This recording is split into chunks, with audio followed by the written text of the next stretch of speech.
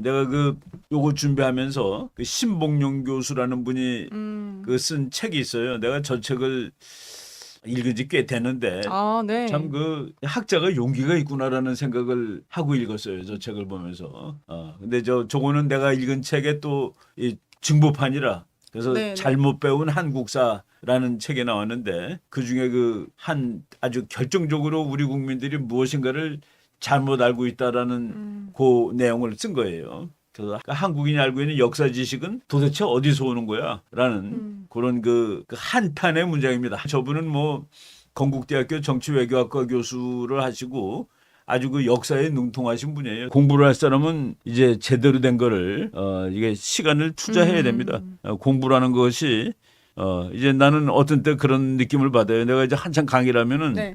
이제 강의를 좋다고 생각하는 사람들이 교수님 지금 말씀드린 그 책 한 권 소개시켜 주세요. 내가 어떤 때 그랬어요. 내가 이거 100권 읽고 강의한 거예요. 한 권이 아니라 그런 적도 있어. 이거 이만큼 강의하려면 100권 읽어야 돼요. 한 권으로 안 돼요. 그랬다가 내가 어떤 때는 이게 그래도 이 한 권을 만들어야 될 책임이 나한테 있구나라는 생각을 할 때도 있어요. 읽기는. 네. 그럼에도 불구하고 뭐 하룻밤에는 뭐 이런 거 하면 안 네. 된다. 그죠?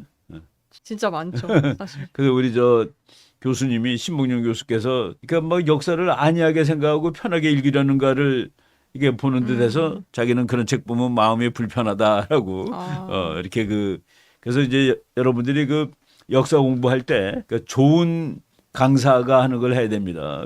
나의 글은 우상 파괴의 글이다. 우상 파괴. 저 책에서 내가 보고 충격받은 게 뭔지 아세요? 한 개만 얘기하고 넘어가죠. 어떤 부분일까요? 첨성대는 천문대였나? 첨성대는 천문대예요? 그렇게 배웠죠. 그렇죠. 저희 막 거기 이렇게 가가지고 별 보려고. 첨성대는 네. 동양 최고의 천문대, 세계 최고의 천문대라고 배웠어요. 네. 책에 그렇게 거기서 교과서에 어떻게 별을 그렇게. 봤어요? 그 건물에서 어떻게 이렇게 생긴 건물인데 이렇게. 네, 네. 거기서 어떻게 별을 봤을까? 천문대는 뭐- 별을 보는 건물이 천문대죠. 네. 어떻게 별을 봤겠어요? 뭐 교과서 이런 데서 저희가 그리기로는 뭐 거기 이렇게 들어가가지고 위가 이렇게 우물정자인가요? 뭐 그런 식으로 생겼잖아요. 그 이제 천문대는 예, 예. 지금도 21세기인 지금도 산 꼭대기에 져요. 근데 그때 첨성대는 도시 한복판에 있는 거예요. 네. 그러면 그게 별을 보는 기능이 아니에요. 예. 그래서 예. 신봉룡 교수가 그거는 별을 보는 데가 아니라 제사 지내던 곳이다. 그래서 사람들이 많이 모이게 네. 그러니까 봄에 이제 하늘에다 제사 지내면서 비가 많이 와서 가을에는 풍년이 들게 해주세요라고 하던 것이라고 봐야 된다라고 쓴 거예요. 그게 이제 우상을 파괴하는 글이지. 또 어떤 교수가 최근에는 예. 그 왕의 공적비다라고 한 교수도 있어요. 일단 천문대라고 하기에는 별 보기가 너무 불편한 건물이야. 네. 그리고 사실 좀 높이가 낮다고 높지도 않아요. 높이는 한 3층 건물쯤 돼요. 예. 근데 거기 구멍으로 이렇게 들어가서 그 시설이 아무것도 없어. 예. 그래서 그 꼭대기 올라가서 보기도 나쁘고 뭐 네. 그래서 그게 뭐 동양 최고의 천문대가 아니면 우리가 꿀릴 일이 있어요? 우리 선조들에 대해서 그렇지 않잖아요, 그죠? 그러니까 정확히 이거가 이름은 첨성대인데 별자도 들어가고 그랬는데 네. 이게 뭐 세계 최초의 천문대다. 이게 정말 그것 외에도 저희가 하여간 많아요 그런 스토리가. 네. 정말 이제 다시 공부를 해야겠다는 걸 그렇죠. 계속 느끼는 게 저희가 배울 때만 해도 어릴 때 교과서에 분명히 그 첨성대에 이렇게 별 보는 것 같은 사람 그런 만화 일러스트라고 해야 되나요? 그럼 그런 것도 막 그려져 있거든요. 사람이 올라가서 별 보고 있지. 예, 그런 기능이다 그거는. 이런 그러려면 식으로. 토암산 꼭대기에 올라가서 보는 게 훨씬 더 잘 그렇죠, 보이죠. 예. 저는. 저 책이 나오기 전까지는 명성황후가 죽은 것은 일본의 깡패들이 우발적으로 그런데 저분은 일본 정부가 계획적으로라고 네. 이제 쓴 책이에요. 그러니까 명성황후가 죽은 것은 일본 정부가 다 차근차근 계획을 세워가지고 의도적으로 한 것이다.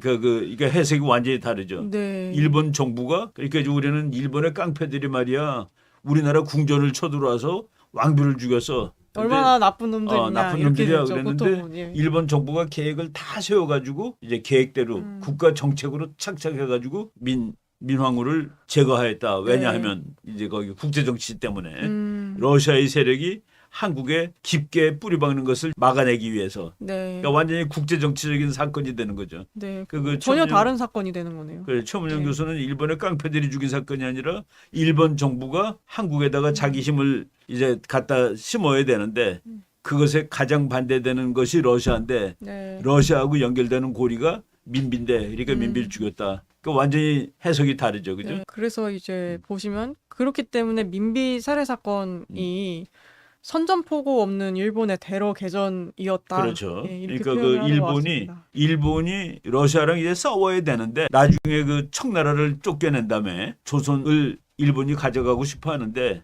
러시아가 또 조선에 이제 그 꿈틀거리는 거니까 러시아를 쫓아야 되는데 네. 그거 일본이 다 계획을 세운 거예요. 청나라 쫓아내고 러시아를 쫓아내면은 조선은 나의 것. 그것이 이제 일본의 계획이고. 네. 그래서 그 최문영 교수는 거기 그때 이제 와 있던 일본 공사가 미우라라는 사람이 있었는데 네. 미우라는 그건 아무것도 아니다 이거야. 이노우에 가오루라는 그 일본의 그 이제 미우라보다 훨씬 더 높은 사람이지. 아, 네. 그러니까 외무장관급이지. 그러니까 말하자면은 그 사람이 계획을 한 거지 여기 일개 공사가 뭐를 지가 하느냐고. 그러니까 우리가 기왕에 알던 거랑 그 다른 해석을 하는 거예요. 네. 그래서 그 러시아와 일본이 대립이라는 맥락에서 민비가 죽었다라는 거야. 근데 이제 민비가 예. 민왕후가 왜 러시아랑 친해졌는지 그런 얘기가 이제 오늘 우리가 할 얘기인데, 그 조선 정부가 나는 그 학교 다닐 때 그 우리나라의 민족주의에 대해서 그 공부를 하고 논문도 있고 그랬는데 우리나라 민족주의가 그때는 없었던 것 같아요. 무슨 얘기냐면은 네. 청나라를 배척하기 위해서 일본의 힘을 빌렸던 게 민족주의예요. 그 되게 이상한 청나라를 사실인 거죠? 배척하기 위해서 예. 우리가 힘을 길렀다 그러면 그게 민족주의가 돼. 예. 근데 다른 나라의 힘을 빌려서 다른 나라의 힘을 위해서 다른 다른 나라를 나라를 쫓는 게 쳤다. 무슨 민족주의야. 그죠? 예. 나는 그래서 그때는 난 민족주의가 없었다고 봐요. 오히려 그러니까 조선 A를 당시에는 A라는 나라를 예. 쫓아내기 위해서 B라는 나라의 힘을 빌려주는 건 민족주의가 아니지. 네. A를 쫓기 위해서 우리 힘을 강화시켰다 그러면 그게 민족주의가 되겠죠. 그리고 조선시대는 민족이라는 개념도 없었고 네, 네. 우리는 중국의 신화 국가니까. 이 민비가 어떻게 보면은 그러니까 사실은 왕은 아니잖아요. 왕은 왕의- 아닌데 왕보다 더 그렇죠. 예. 큰 권력을 행사를 했죠. 네. 그래서 여기도 지금 물음표 이렇게 되어 있는데 어떻게 외교권을 장악하게 장악하게 되었을까? 되었을까가 의문이 되게 그러니까 생기는 외교권을 것 같습니다. 민비가 예. 장악하게 된 것은 그냥 저 기분 나쁘게 말하면 고종이 바보를 해서 그래요. 그러니까 고종은 뭐 잘 몰라 뭐를. 그러니까 이제 부탁을 하더라도 민비한테 다 부탁하는 거고. 그 민비가 그 머리가 훨씬 더 좋고 네. 그리고 권력에 대해서도 더 그러니까 그 나쁘게 말하면 권력의 그 논리를 아는 사람이었다는 얘기죠. 근데 그 민왕후를 고른 사람은 대원군이거든. 대원군이죠. 예. 근데 그 고른 이유는 보니까 그 앞에 하도 풍양조 씨, 안동김 안동김 씨들이 씨. 난리를 치는 예. 바람에 그런 가능성이 없는 사람들한테서 불러와야 되겠다 해서 이제 민비를 내려다 놨는데 보니까 그 미 씨는 더 심하게 예, 그 족벌 정치를 한 거죠. 네. 외적 정치. 근데 그 중에서 이제 구심점이 민비인데 민비가 자기 남편의 아버지지. 그 시아버지를 시아버지를. 쫓아내는 과정에서 이 고종하고 이제 힘을 합치는 거예요. 그리고 고종을 도와주다 보니까 네. 오히려 고종보다 더 센 힘을 갖게 된 것이죠. 그래서 대원군과 고종의 갈등 사이를 그 이간질하는 그 갈등 사이를 파고 들어가지고 자기 힘을 확보하였다. 결국은 이제 맨 처음에는 고종이 네. 러시아 쪽을 두들기기 전에 그 이제 고종은 미국을 되게 좋아했어요.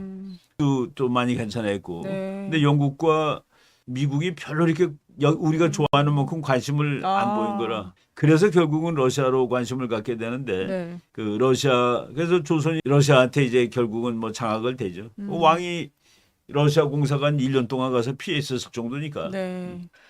그래서 이제 그 당시의 상황이 보면 중국 같은 경우에는 또 이렇게 굉장히 나라가 혼란스러웠었다고요, 이 당시에. 예. 그래서 중국에 이제 우리가 그 옆에 있는 나라 역사를 다 알 수는 없지만은 네. 중국이 아편 전쟁에서 1842년에 영국한테 그냥 무참히 지잖아요. 네. 그러니까 그 왕권이 흔들거리니까 그때 이제 밑에서 막 반란이 나는데 네. 그 홍수전이라는 홍수전 한문으로 쓰면 홍수전이라는 저것도 되게 웃겨요. 이게 역사 읽어보면 자기가 예수님의 동생이야. 네, 저도 이거 그래서 궁금해서. 예수님의 동생인데 네. 이 사람이 어느 날 꿈을 꿨어. 꿈을 꿨는데 이제 뭐 자기 보고 세상을 구하라 그러고 뭐 네. 칼도 주고 막 꿈에서 그런 게 나왔다는 거죠? 그런 꿈이 나왔는데 예. 나중에 어느 목사님을 만나 보니까 자기가 예수야. 그리고 자기한테 칼을 준 사람이 하나님이고 그 자기가 그래서 예수의 동생이 되는 거예요. 그래갖고 나라를 건설해요. 그게 태평 천국이야. 나라 이름이.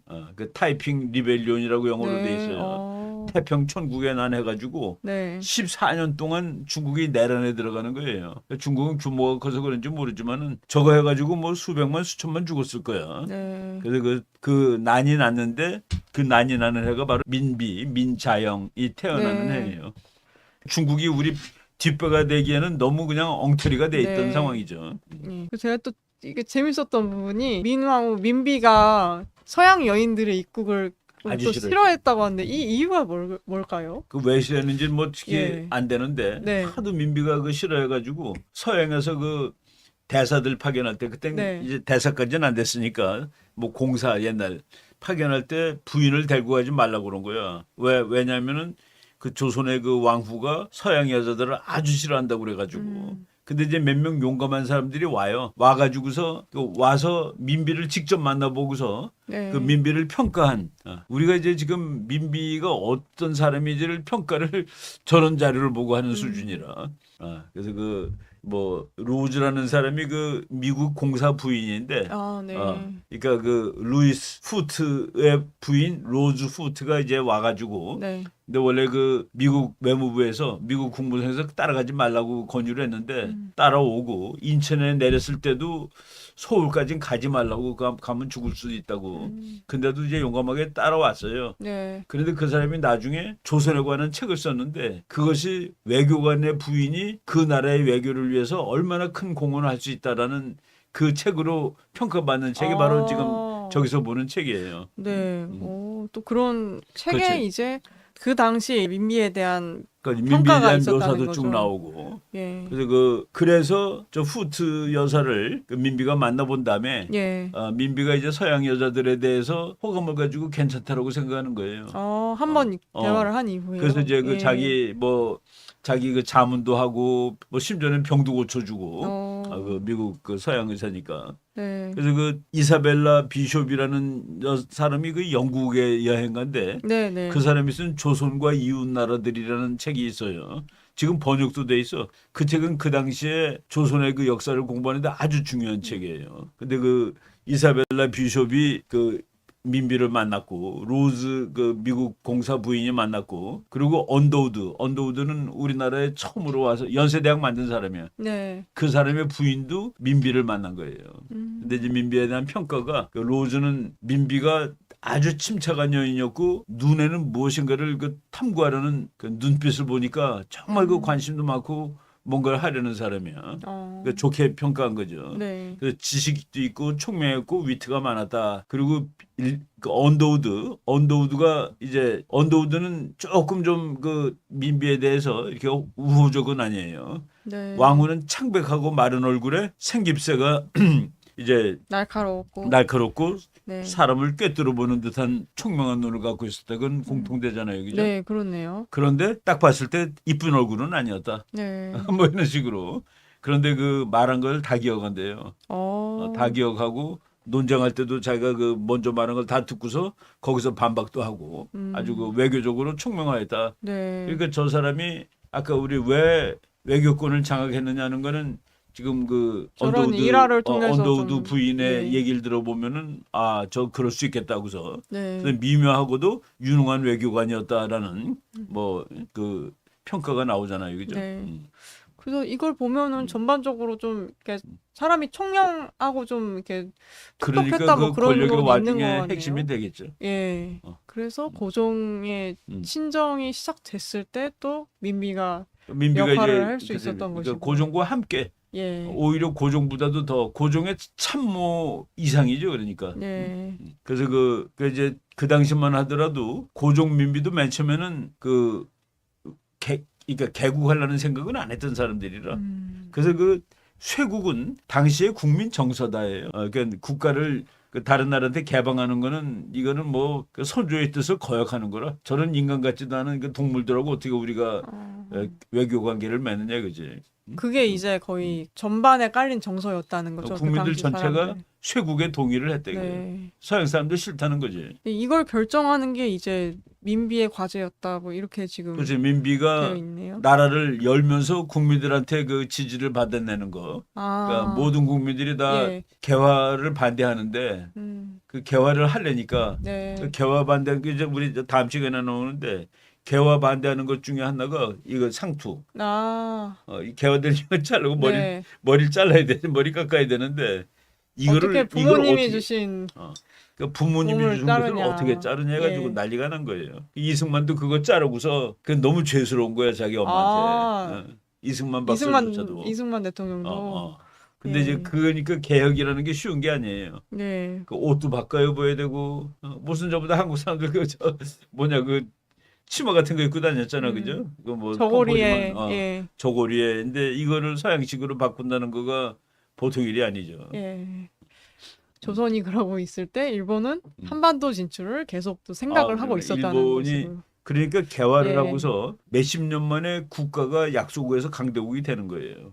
그러니까 국가가 강대국 되는 게 시간이 오래 걸리지 않아요. 네. 그러니까 우리나라가 1960년에 60년이면 지금 2024년이니까 60년 전 아니에요. 그때 우리가 필리핀의 10분의 1이었어. 우리나라 경제력이. 네. 그리고 북한의 3분의 1. 근데 단 60년 만에 우리나라 경제력이 개인 소득상으로 네. 북한의 3분의 1에서 북한의 28배로 늘어요. 그러니까 60년 만에. 네. 그리고 필리핀이 우리보다 10배 잘 살았는데 지금 우리가 필리핀보다 5배 잘 살아. 그러니까 나라가 지구에서 제일 꼴등해서 지구에서 A 플러스 오르는 데까지 두세 대밖에 안 걸려요.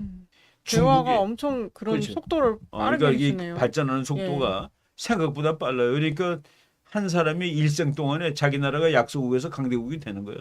또 우리나라 이제 어른들 이게 뭐 이게 나라도 아주 정말 가난한 나라인데 지금은 한국이 전혀 가난하지가 않거든요. 네. 근데 거기 딱 두 세대, 60년, 1세대를 30년으로 치니까. 근데 지금 일본이 우리보다 불과 한 20몇 년 먼저 개국을 했는데 네. 개국하기 전에 조선이나 일본이나 다 그거죠.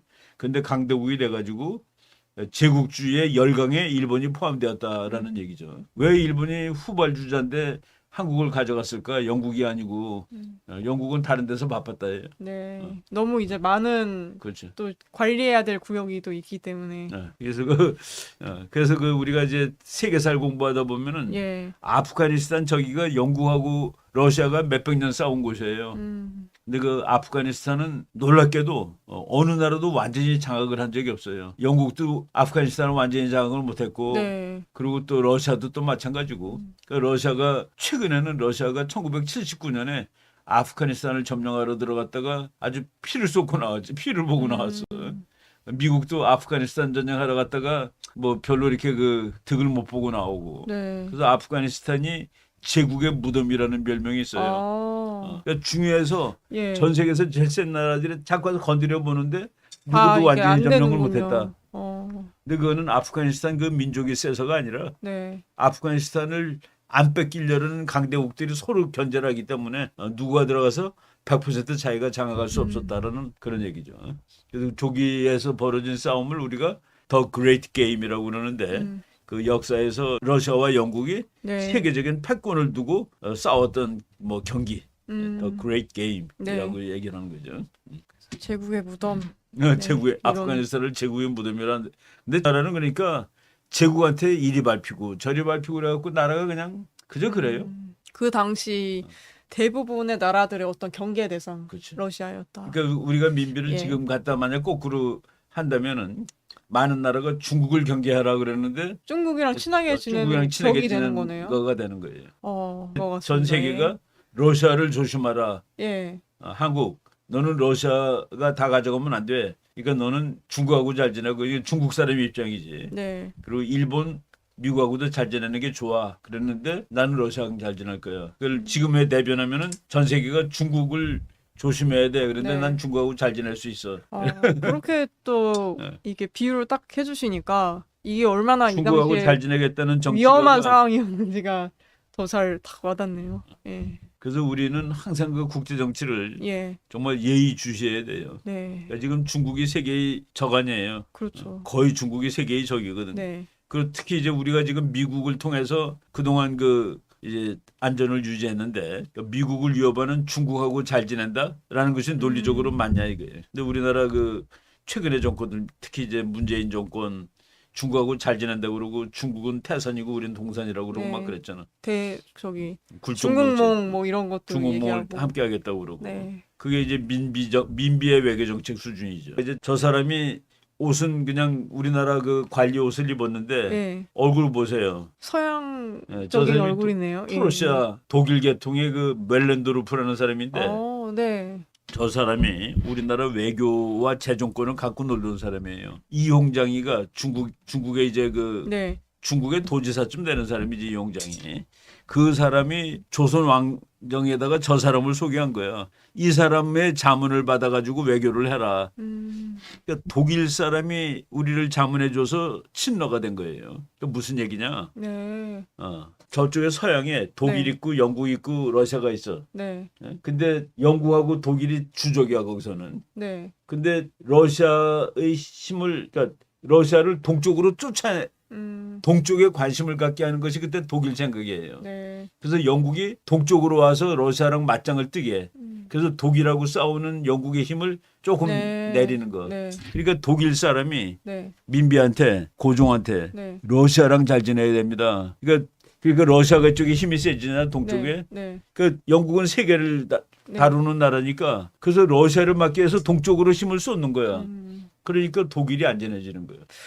와, 이건 진짜 이 당시에 조선 사람들은 그런 거 아무도 절대 생각할 수 없었던 수준의 완전히 그러니까 고도의 이야기. 독일이 안전해지기 위해서 영국의 힘을 저쪽으로 돌려야 되는데 그러기 위해서는 러시아를 조선에 붙이면 되겠다. 어떻게 보면 러시아의 그런 힘을 키워주는 그러니까 뭐 그런 격이 돼버린 그러니까 러시아의 거죠. 힘을 동쪽에서 키워주는 거지. 영국이 영국은 이렇게 전 세계에서 힘을 러시아랑 쏟게. 싸워야 되니까 네. 그게 이제 글로벌 헤게모니니까 지구 전체에서 네. 영국은 러시아를 막아야 되는 거예요. 근데 이제 제일 열심히 싸웠던 데가 아까 말한 아프가니스탄에 있는 네. 동네. 그래서 거기가 그레이트 게임이라고 그러는 네. 거라. 근데 러시아의 힘을 동쪽으로 쏠리게 하면은 영국이 글로 가야 되잖아. 그래서 독일이 안전해지는 거예요. 네. 영국이 숙적인데 영국이 저쪽으로 신경을 쓰게. 그러니까 멜렌도르프라는 인간은 네. 고종의 외교 책사인데 어느 나라를 위해서 일한 거냐? 독일. 독일을 위해서 이렇게 독일을 위해서 일을 하는데 네. 독일의 안전을 위해서 러시아의 힘을 동쪽으로 돌리고 그러면 영국도 동쪽으로 힘을 분산시켜야 되니까 독일은 안전해진다. 이거는 조선 정부의 저기 고문이 아니라 그냥 간첩을 갖다가 넣은 거네요. 저 친구는 예. 맨 처음에는 이홍장 편을 들다가 나중에는 이홍장하고도 또 배신하고 그러는 거예요. 근데 이제 마지막으로 예. 남아있는 건 자기 조국에 남아있는 거지. 참 이런. 그러니까 지금 우리가 예. 축구 코치는 히딩크가 와도 돼. 예. 근데 우리나라 외교의 최고 자문관을 뭐 예를 들어서 독일 사람 데려다 놓을 수 있어요 지금. 그놈이 아무리 국제 정책에 천재라 하더라도. 그렇죠. 결국은 안 되는 국익을 거지. 위해서 자기네 그러니까 나라의 국익을 우리나라 위해서 사람이 활동할 거니까. 세상을 볼 줄 아는 네. 그래서 이승만 박사 같은 사람이 탁월한 사람이에요. 네. 정말 또 이런 걸 보면은 국제 정치를 모르면 내가 이제 네. 멜렌도르프는 조선의 이익이 아니라 독일의 이익에 봉쇄했을 것이다. 네. 당연하죠. 월급은 여기서 받아먹고 살면서. 이 당시에 간첩인 거네요. 그러니까. 그래서 저놈이 나중에 독일 정부로부터 훈장 받아요. 와. 독일 너가 이렇게 상당히 기여를 했다. 우리. 그러니까 이제 미국 힘도 여기다 갖다 끌어놓는 거고. 네. 그리고 결국은 나중에는 일본이 러시아로부터 조선을 지켜라가 된 거지. 네. 근데 그 대신 네가 가져가 된 거죠. 그래서 미국의 이제 조약문에도 뭐 조선이 독립국임을 확인해 주는 게 이게 청 세력을 또 억제시키고 그렇죠. 뭐 그러기 위함인 거네요. 근데 이런 또 상황인데도 이 당시에 민씨 정권은 맨 서양하고 일본하고 이런 놈들이 그 조약을 맺을 때마다 조선은 독립국이라는데 그게 무슨 네. 뜻인지 모르는 거야. 그러니까 참 그 정도로 국제 정치에 대한 감이 떨어진 거죠. 그리고 조선은 독립국일 필요가 없어서 중국 밑에 있는 게 편하거든. 네.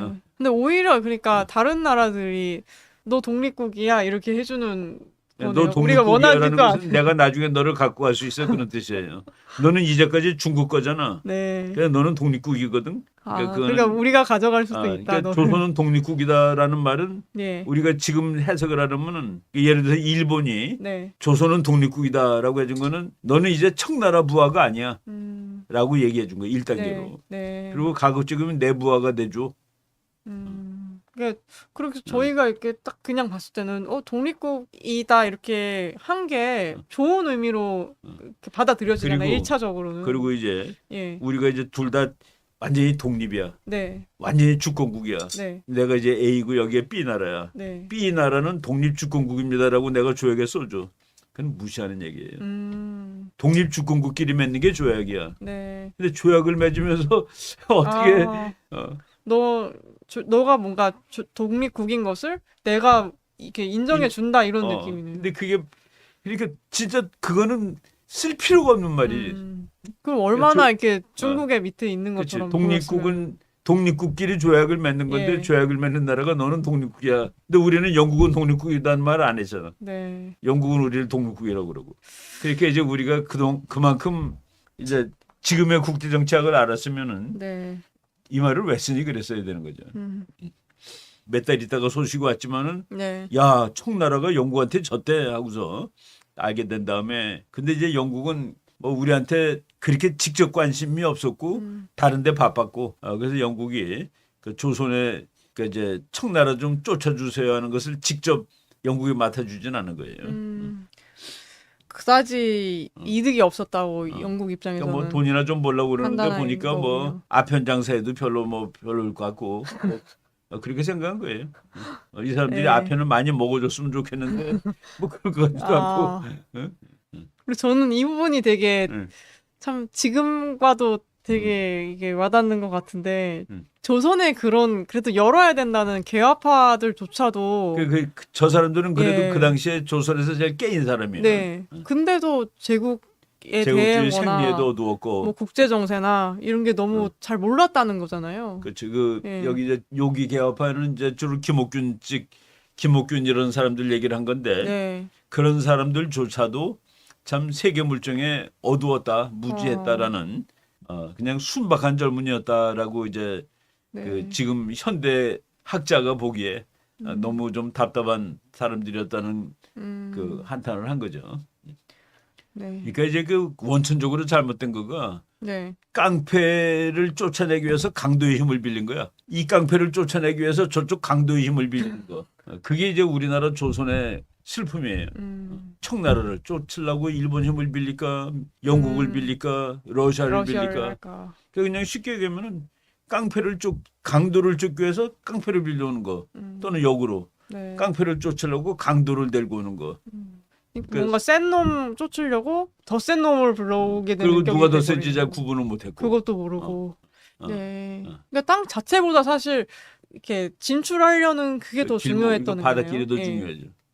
그래서 모든 세계 1등의 기본 원칙이 뭔지 아세요? 해군이요, 해군. 그래서 지금 세계 역사를 예. 그 해군이 센 나라하고 육군이 센 나라가 항상 이제 세계 패권을 놓고 붙어. 그래서 그 영국이 패권국인데 영국한테 제일 먼저 덤빈 게 프랑스인데 깨졌어요. 러시아가 덤빈데 깨지고. 그런데 이제 독일이 덤빈데 독일도 대륙 국가잖아요, 그죠? 네. 근데 그때는 영국이 좀 힘이 빠졌는데 미국이 와서 그 영국을 도와주고 그리고 세계 패권을 미국이 갖는 거라. 근데 패권국은 네덜란드, 스페인, 영국, 미국. 그 세계 1등은 전부 해군이에요. 네. 근데 덤빈 나라들이 다 육군이 덤빈 거야. 요번에는 미국이라는 해군 국가한테 중국이 덤비고 있죠. 또 육군 대륙이네요. 예. 그러니까 누가 이긴다가 답이 그냥 나오는 거죠. 항상 바다를 장악한 나라가 이겼다라는 거죠. 네.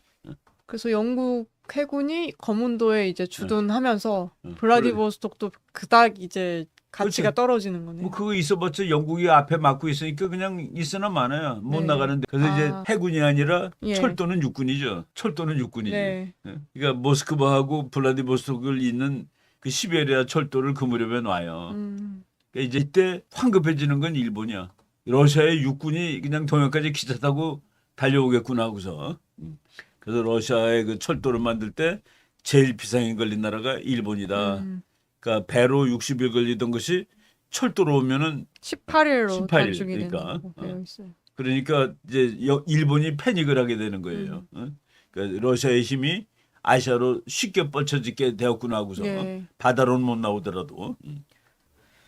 일본 정부가 우크라이나 풀뜯던 기병대가 그 뭐 몇 시간 며칠 후면은 흑룡강까지 오게 되었다. 그러니까 저쪽 우크라이나에 있던 러시아의 육군이 네. 그 흑룡강 만주까지 그냥 단숨에 달려올 수 있게 되었다. 이게 그러니까 일본으로서는 위협이 되는 상황인 거예요. 그러니까 러시아의 힘이 예. 유럽 쪽에 있다가 아시아 쪽으로 쉽게 올 수 있게 되니까 그거를 또 일본은 견뎌야 되는 것이죠. 네. 약소국이 자기가 죽지 않으려면은 지리적으로 먼데 있는 강대국하고 동맹을 맺는 수밖에 없어요. 네. 근데 그 먼데 있는 강대국은 동맹을 잘 안 맺어 주려고 그래. 네. 머니까 별로 관심이 없어. 네. 네. 그거를 이승만 박사가 해냈다는 거지. 그 조선 당시까지만 해도 뭐 이렇게 대면 했는데 이승만 박사가 이승만 우리 박사가 땅이 충분히 너희가 지킬 가치가 있다. 그렇지. 지정학적으로 그걸 딱 각인시켜 준 거잖아요. 그러니까 이제 미국의 코를 꿰서 잡아당긴 거죠. 네. 그때는. 그리고 지금은 우리가 이제는 미국이 봤을 때 지켜줄 가치가 생겨버렸어. 그동안에 이게 세계 꼴등이 세계 10등이 되다 보니까 이모군란 이후에 국제 정세도 다시 짚고 과거에 나왔던 내용도 저희가 한 번씩 또 복습이 그렇죠. 된 것 같아요. 그래서 또 조선이 당시에 했던 칠러 정책 그거에 대해서도 한번 생각을 해보고 현재는 우리가 근데 이제 어떻게 칠러 해야 되는 정책을 거죠. 지금 이제 우리가 거꾸로 네. 야 왜 그때 미국이나 영국한테 안 붙고 러시아한테 붙었을까? 근데 이제 그거는 뭐 우리의 힘으로는 어쩔 수가 없었어요. 네. 미국과 영국은 우리를 그렇게 관심을 안 가지고 있었고 네. 러시아는 이게 웬 떡이냐라고 생각을 했고 네, 또 그런 어떤 궁금증을 가질 만한 부분들. 왜 미국, 영국이랑은 손을 그렇지. 안 잡았던 거지? 뭐 이런 것도. 맨 먼저 건드리고 네. 이땐 또 빠져. 그거 이제 프랑스는 베트남에서 너무 바빴어. 네. 태국이라는 시야가- 나라가 식민지가 안 예. 된 유일한 나라거든요. 예. 태국은 몇천 년 동안 독립국이야. 힘이 세서가 아니에요. 태국이 인도하고 베트남 사이가 태국이야. 그러니까 그거를 영국이나 프랑스가 가지려면 둘이 싸워야 돼. 그러니까 놔둔 거예요. 그러니까 그거 가지고 영국과 프랑스가 멀리 와서 싸우지 말고 이건 놔두자 해서. 인도 진화반도는 프랑스가 네. 가지고 인도 대륙은 영국이 가지고 네. 그 가운데 있는 저 태국은 그냥 놔두고. 그래서 그럼 태국이 약간 완충 지역 그치. 같은 거가 되는 거죠. 강대국 두 나라가 예. 여기서까지 우리가 싸우지 말자 해서 놔둔 거예요. 태국이 외교를 잘하고 뭐 네. 힘이 세서가 아니라 재수가 좋은 거지 그러니까. 네.